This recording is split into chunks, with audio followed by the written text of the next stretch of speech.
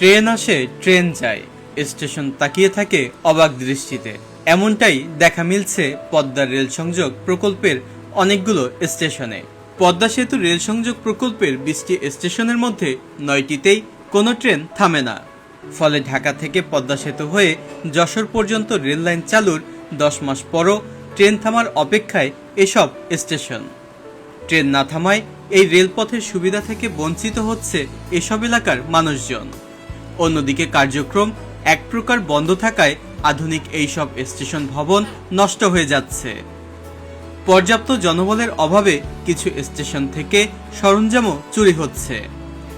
ঢাকা থেকে যশোর পর্যন্ত রেলপথের দৈর্ঘ্য প্রায় 236.27 কিলোমিটার।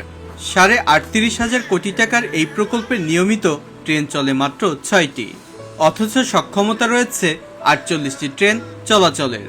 ফলে এই রেলপথ বাণিজ্যিকভাবে এখনও লাভজনক হয়ে উঠতে পারেনি।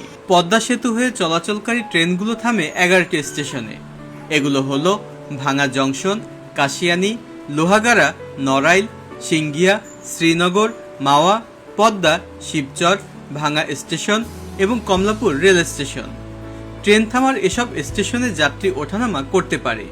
পদ্মা সেতু দিয়ে চলাচল করা ট্রেন যে 9টি স্টেশনে থামে না সেগুলো হলো গ্যান্ডারিয়া, কেরানীগঞ্জ, নিমতলা, নগরকান্দা, মকসুদপুর, মহেশপুর, জামদিয়া, পদ্মবিলা এবং রূপদিয়া। এসব স্টেশনে বর্তমানে কয়েকজন ওয়েম্যান ও প্রহরী আছেন। এছাড়া কার্যক্রম পুরোপুরি বন্ধ।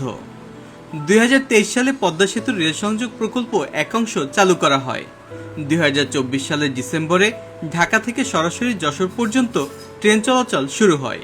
বর্তমানে এই রুটে সুন্দরবন এক্সপ্রেস, রূপসী বাংলা, মধুমতি, জাহানাবাদ, বেনাপোল এক্সপ্রেস সহ 6টি ট্রেন নিয়মিত চলাচল করছে। নতুন রেল লাইন চালু হলেও বাড়েনি ট্রেনের সংখ্যা। তো বন্ধুরা, এ নিয়ে আপনাদের কি মতামত? কোটি কোটি টাকার সম্পদ পড়ে আছে অযত্নে, অবহেলায়, যা কাজে আসছে না দেশের জনগণের।